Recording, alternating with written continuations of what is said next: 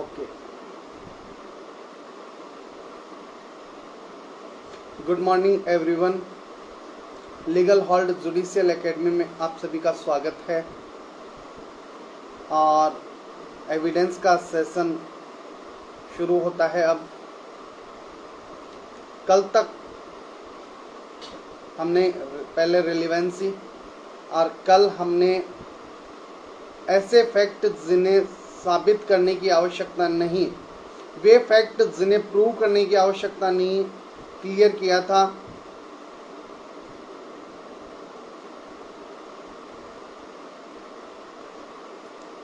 Okay,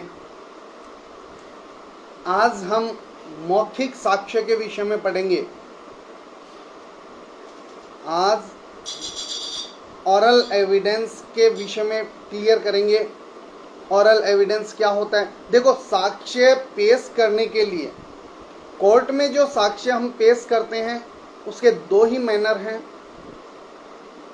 documents और ऑरल।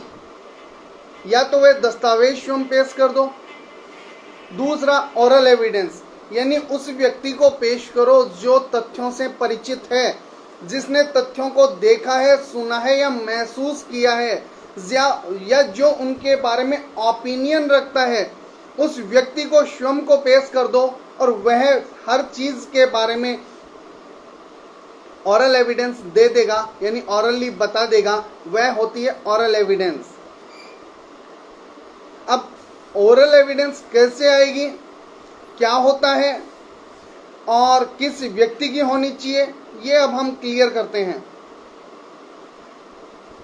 Of ऑरल evidence chapter 4 है, section 59।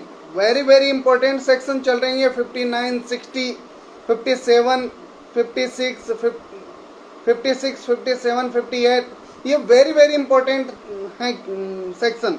हर बार इनमें से क्वेश्चन उठ के आते हैं और कई बार क्या है कि हमें ये बोरिंग टाइप लगते हैं और हम इन्हें नहीं क्लियर कर पाते और हमारे एग्जाम में क्वेश्चन गलत हो जाते हैं। Proof of facts by oral evidence. All facts except the contents of documents or electronic records may be proved by oral evidence. मौखिक साक्ष्य द्वारा तथ्यों का साबित किया जाना। मौखिक साक्ष्य द्वारा तथ्यों का साबित किया जाना। अब कौन से तथ्य मौखिक साक्ष्य द्वारा साबित किए जाएंगे, ये हम क्लियर करते हैं। दस्तावेज या इलेक्ट्रॉनिक अभिलेखों की अंतर्वस्तु के सिवाय, यानी एक तो डॉक्यूमेंट्स और दूसरा इलेक्ट्रॉनिक रिकॉर्ड। इनको भी हम डॉक्यूमेंटली एविडेंस मानते हैं, यानी एक तरह से, पूरी तरह क्योंकि इसमें सेपरेट पार्ट दे रखा है। डॉक्यूमेंट्स और इलेक्ट्रॉनिक रिकॉर्ड की अंतर्वस्तु के सिवाय सभी तथ्य, ऑल फैक्ट्स, इनके अलावा जो भी फैक्ट्स हैं वे सभी ओरल एविडेंस द्वारा प्रूव किए जा सकते हैं। मौखिक तथ्य, सभी तथ्य मौखिक तथ्य द्वारा साबित किए जा सकते हैं। क्लियर है? यानी इसमें कोई ज्यादा दिमाग, एक ही चीज याद रखनी है हमें, दस्तावेजों और इलेक्ट्रॉनिक अभिलेख की अंतर्वस्तु के सिवाय सभी तथ्य मौखिक साक्ष्य द्वारा साबित किए जा सकते हैं। क्लियर? चलते हैं 60 में।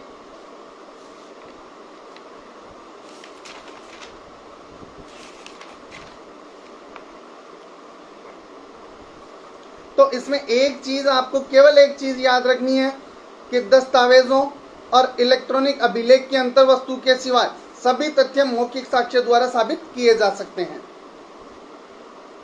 यहां मे वर्ड है, यहां मे वर्ड है, सेल नहीं है, यानी किए जा सकते हैं, किए जाएंगे ऐसा नहीं है। 60, oral evidence must be direct. एक यहां मस्ट शब्द का प्रयोग किया गया है, अंडरलाइन कर लें, यानी ये बाउंडेशन है। यहां कोई डिस्कशनरी पावर नहीं है, मस्ट शब्द का प्रयोग किया गया है, इसलिए यहां बाउंडेशन है पूरी तरह। कि मौखिक साक्ष्य प्रत्यक्ष होना चाहिए। अपन ने पढ़ा था hearsay evidence, hearsay evidence, hearsay evidence not admissible, hearsay evidence admissible नहीं होता, ग्राह्य नहीं होता। वही ये सिद्धांत है कि ओरल, चाहे आप ये बोल दो oral evidence must be direct या हियर्स एविडेंस नॉट एडमिसेबल, कुछ भी बोल सकते हो। तो यहां ये कह रहा है कि oral evidence must be direct, oral evidence must in all cases whatever be direct, that is to say, oral evidence must in all cases whatever the direct that it to say, if it refer to a fact which could be seen।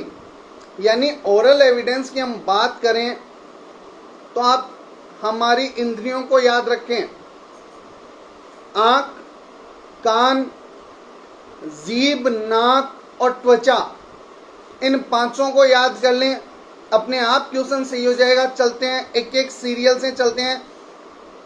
If it refer to a fact which could be seen, यानी it must be the evidence of a witness who say he saw it. दूसरा है it refer to a fact which could be heard, it must be the evidence of a witness who say he heard it। If it referred to a fact which could be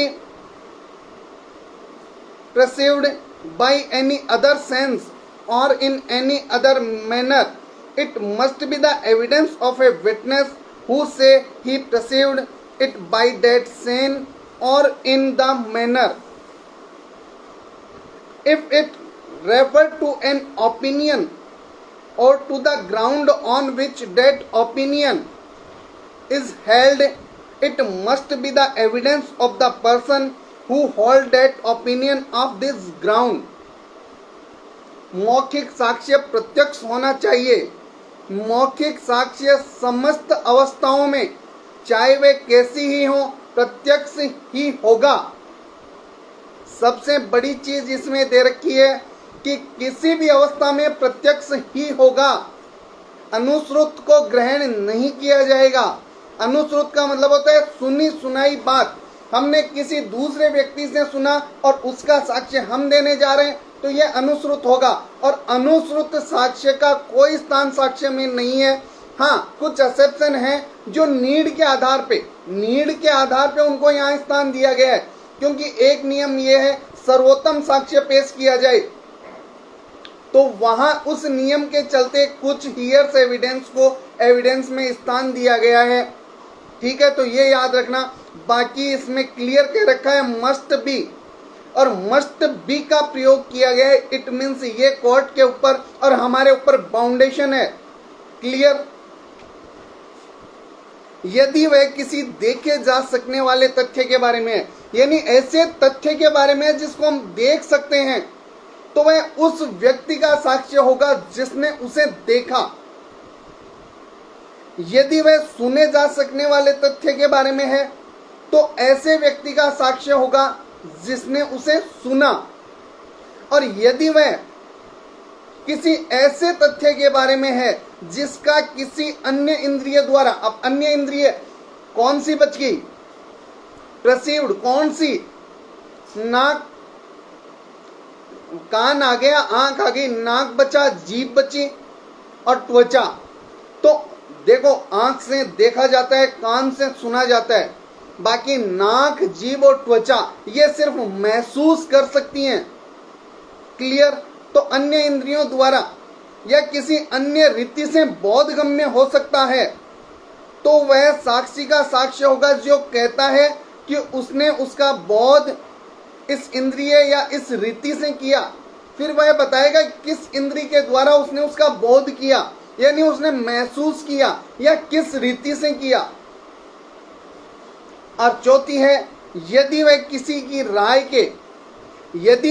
की राय के या उन आधारों के जिन पर राय धारित है बारे में है, तो वह उस व्यक्ति का साक्ष्य होगा जो वह राय उन आधारों पर धारण करता है। यदि ओपिनियन है तो उसी व्यक्ति की होगी जिसने ये आधार धारण किए हैं। क्लियर? यानी 4 चीजें हम ध्यान रखें।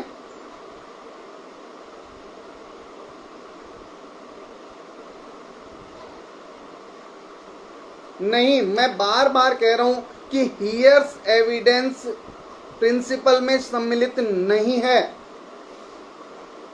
यहां है हियर्स एविडेंस नॉट एडमिसेबल, ये प्रिंसिपल है।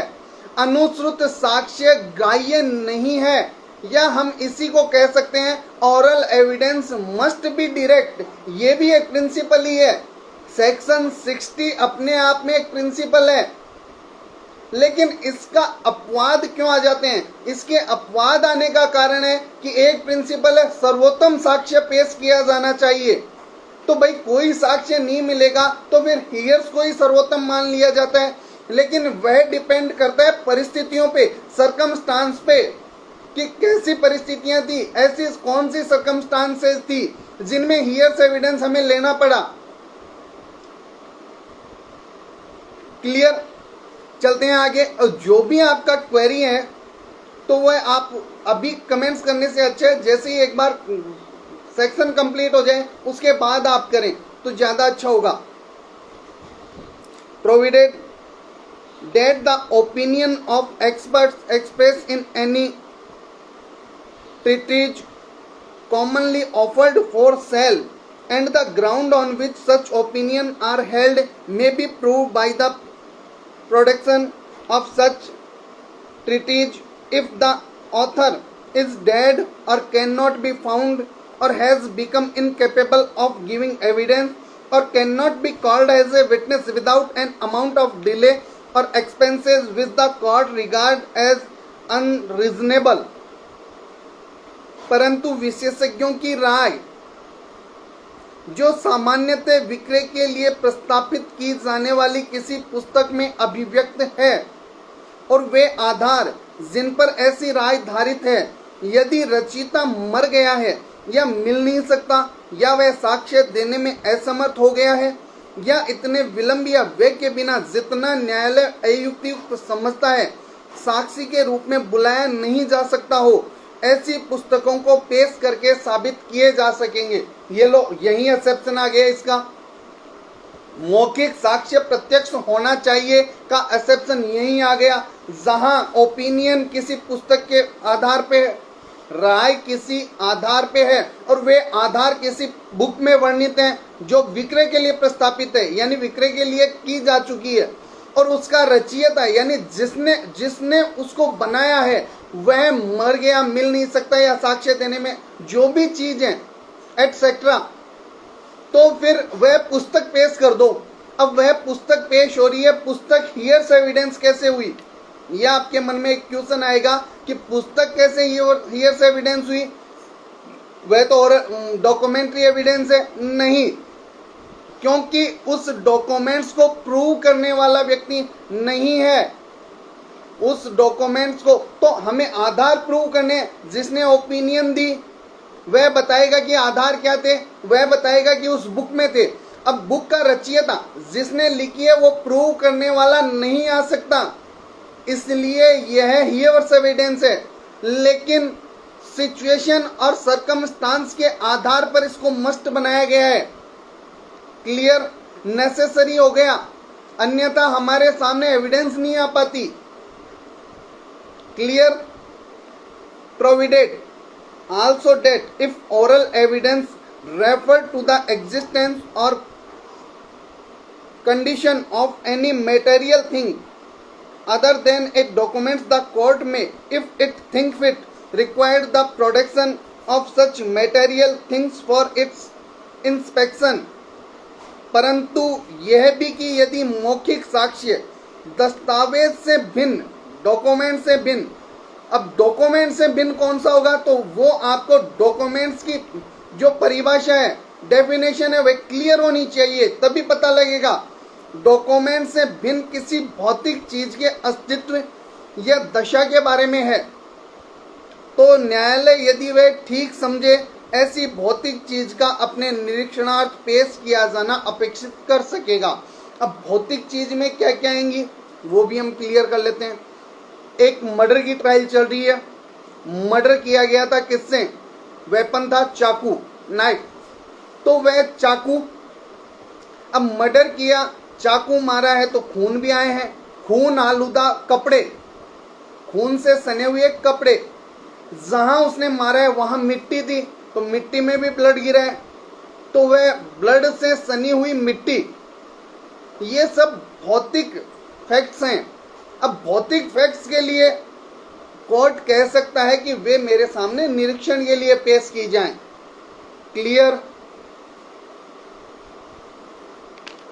यानी कोई व्यक्ति साक्ष्य देने आ रहा है और भौतिक चीजों के ऊपर उसका साक्ष्य डिपेंड करता है, तो कोर्ट उन चीजों को पेश करवा सकता है अपने निरीक्षण के लिए। क्लियर? अब समझते हैं कि मौखिक साक्ष्य किस तरह प्रत्यक्ष होना चाहिए। सेक्शन की लैंग्वेज में हमने पढ़ लिया, अब और थोड़ा सा डीपली क्लियर कर लेते हैं हम इसको, जिससे कि आपको कोई प्रॉब्लम नहीं रहे। देखो, पहली चीज, यदि किसी ने देखा है फैक्ट को, किसी ने देखा है, फैक्ट ऐसा है कि देखे जा सकने वाला है, तो वह उसी व्यक्ति को कोर्ट में लाया जाए जिसने उस फैक्ट को देखा है।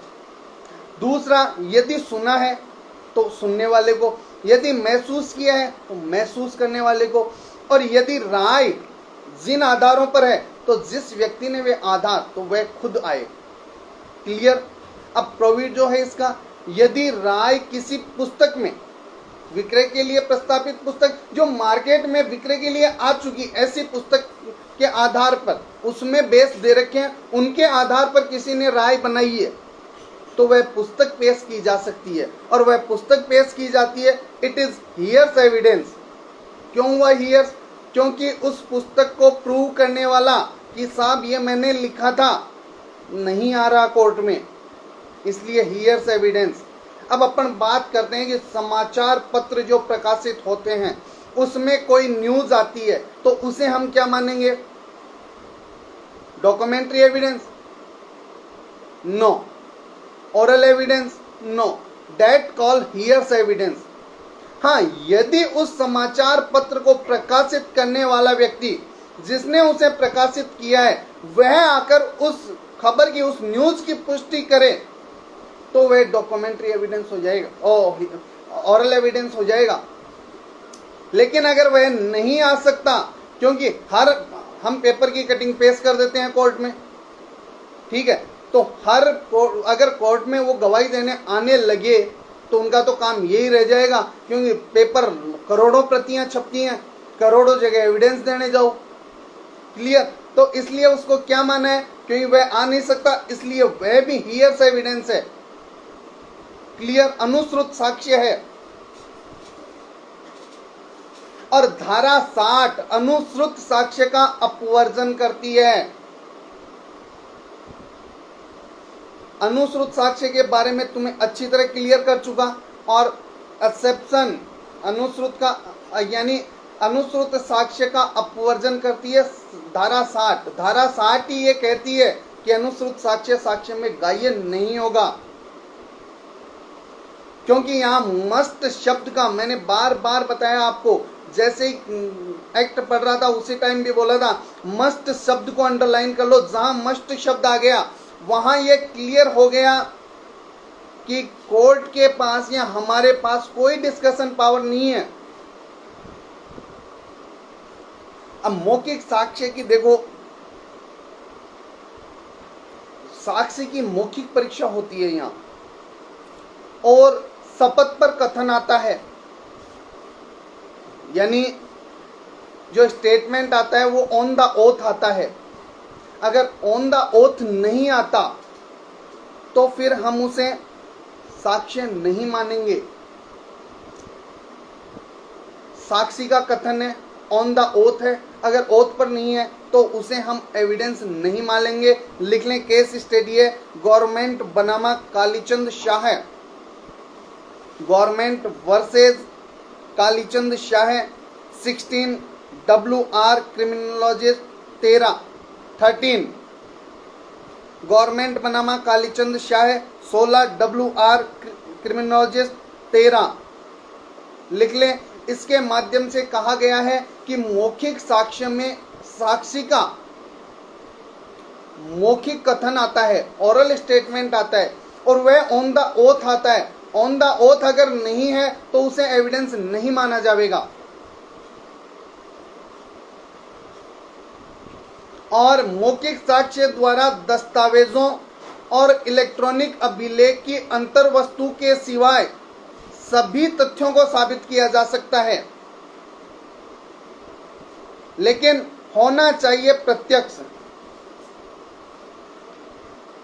अब अपवाद कौन कौन से हैं इसके?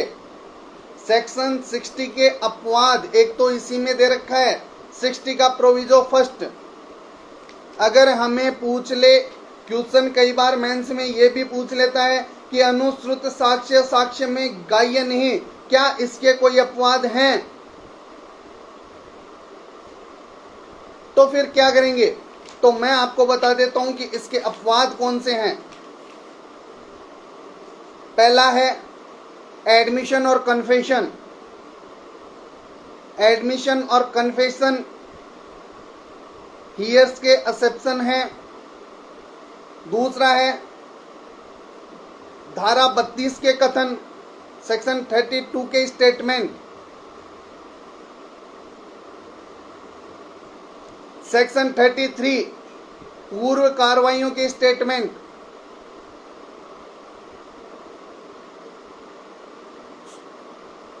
रेस जेस्टे सेक्शन 6 और सेक्शन 60 का एक्सेप्शन।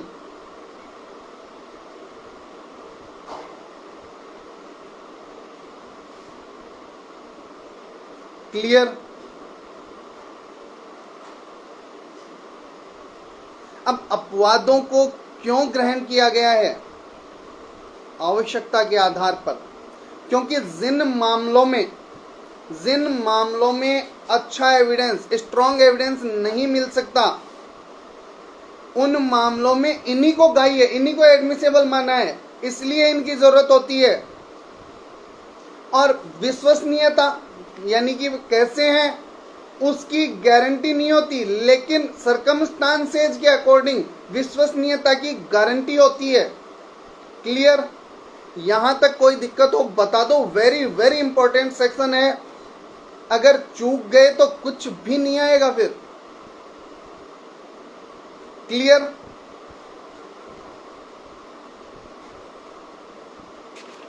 Section 60 clear? चलते हैं फिर चैप्टर 5। चैप्टर 4 क्लियर हो गया अपना। अब चलते हैं चैप्टर 5 में। डॉक्यूमेंट्स। अब तक पढ़ रहे थे हम मौखिक साक्ष्य के विषय में। केस एक बार बताना है गौरव, बिल्कुल लिख लें। गवर्नमेंट बनामा Kalicharan Shah 16, WR criminology 13। Clear? और अब पढ़ेंगे ऑफ द डॉक्यूमेंट्री एविडेंस के बारे में। Of the documentary evidence section 61 proof of contents of document। proof of contents of document। the contents of documents may be proved either by primary or by secondary evidence। दस्तावेजों की अंतर्वस्तु को या तो प्राथमिक या द्वितीयक साक्ष्य द्वारा साबित की जा सकेंगी। अब प्राथमिक साक्ष्य क्या है और द्वितीयक साक्ष्य क्या है, ये वेरी वेरी इंपॉर्टेंट चीजें हैं। यहां सिर्फ ये पूछ रखा है कि दस्तावेजों की अंतर्वस्तु या तो प्राथमिक या द्वितीयक साक्ष्य द्वारा साबित की जा सकेगी। क्लियर? 62 primary evidence.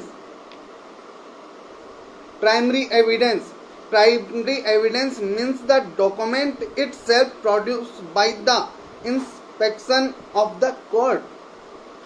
प्राथमिक साक्ष्य से न्यायालय के निरीक्षण के लिए पेश की गई दस्तावेज स्वयं अभिप्रेत है, यानी वह डॉक्यूमेंट्स जो कोर्ट के सामने पेश किया गया है वह खुद ओरिजिनल डॉक्यूमेंट जिसको हम कह सकते हैं वह प्राथमिक साक्ष्य है। क्लियर?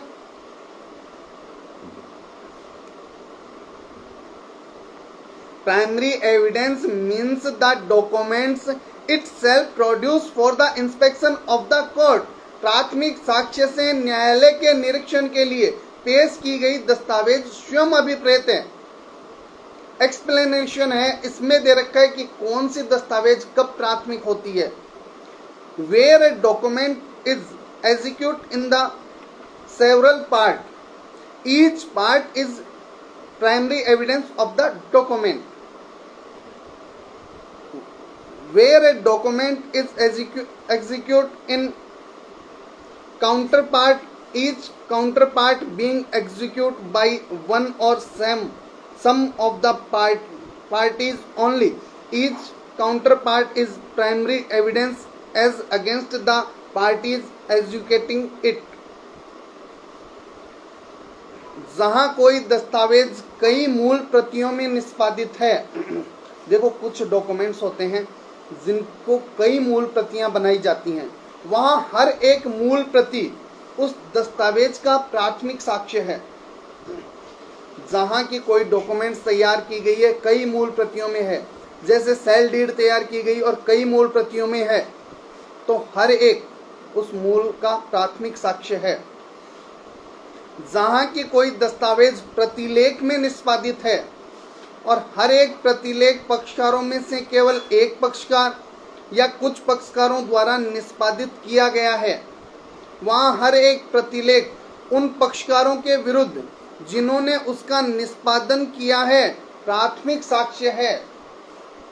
प्रतिलेख में निष्पादित है और एग्जीक्यूट हर एक को अलग अलग ने किया है, तो जिसने निष्पादित किया है ना उसके विरुद्ध प्राथमिक साक्ष्य है वह प्रतिलेख। अदर के विरुद्ध वह द्वितीयक हो जाएगा। याद रखना, आगे सेकेंडरी एविडेंस में ही पढ़ेंगे। यहां कह रहा है कि प्राइमरी, तो प्राइमरी जिसने निष्पादित किया है उसके विरुद्ध प्राइमरी और अन्यों के विरुद्ध सेकेंडरी हो जाएगा। दूसरा एक्सप्लेनेशन है, क्लियर है यहां तक? Where a number of documents are all made by one uniform process, as in the case of printing, lithological or photography, each is primary evidence of the contents of the rest, but where they are all copies of a common original, they are not primary evidence of the contents of the original. जहां की अनेक दस्तावेज एक रूपात्मक प्रक्रिया द्वारा बनाई गई हैं, जैसा कि मुद्रण, शिला मुद्रण या फोटो चित्रण में होता है, वहां उनमें से हर एक शेष सबकी अंतर वस्तु का प्राथमिक साक्ष्य है, किंतु जहां वे सब किसी सामान्य मूल की प्रतियां हैं वहां वे मूल की अंतर वस्तु का प्राथमिक साक्ष्य नहीं है। यहां दिमाग लगाने वाली बात है, ये कहना चाह रहा है, देखो शादी कार्ड प्रिंट होते हैं, ऑफसेट से हम शादी कार्ड बनवाते हैं, तो हर एक शादी का कार्ड एक दूसरे का प्राथमिक साक्ष्य है। लेकिन बात करें वह प्रूफ जिससे शादी कार्ड बनाए गए हैं, वह प्रूफ जिससे शादी कार्ड बनाए गए हैं उसके द्वितीयक होंगे, वहां उसके अंतर वस्तु का प्राथमिक साक्ष्य नहीं होंगे। क्लियर? जहां ऐसी किसी प्रक्रिया के द्वारा डॉक्यूमेंट्स तैयार किया जाता है कि सभी एक रूपात्मक यानी सभी एक जैसे हैं और बहुत से डॉक्यूमेंट्स प्रोड्यूस किए जा रहे हैं, वहां सभी एक दूसरे का प्राथमिक साक्ष्य हैं, लेकिन जिस मूल से उन्हें बनाया गया है जिस मूल से उन्हें बनाया गया है उसका प्राथमिक साक्ष्य नहीं है। क्लियर? इलस्ट्रेशन देख लें। A person is shown to have been in possession of a number of a placards, all printed at one time from one original. Any one of the placard is primary evidence of the contents of any other, but no one of them is primary evidence of the contents of the original. यह दर्शित किया जाता है कि एक ही समय एक ही मूल से मुद्रित अनेक प्ले कार्ड किसी व्यक्ति के कब्जे में रखे हैं। इन प्ले कार्डों में कोई भी अन्य किसी की भी अंतर्वस्तु का प्राथमिक साक्ष्य है, किंतु उनमें से कोई भी मूल की अंतर्वस्तु का प्राथमिक साक्ष्य नहीं है। प्ले कार्ड बनाए गए हैं और एक ही व्यक्ति के कब्जे में रखे हैं। सभी प्ले कार्ड एक दूसरे की अंतर्वस्तु का प्राथमिक साक्ष्य हैं, लेकिन बात की जाए जिस मूल से वो बने हैं उसकी अंतर्वस्तु का वे प्राथमिक साक्ष्य यानी प्राइमरी एविडेंस नहीं होंगे। क्लियर? अब आते हैं आपकी प्रॉब्लम्स पे।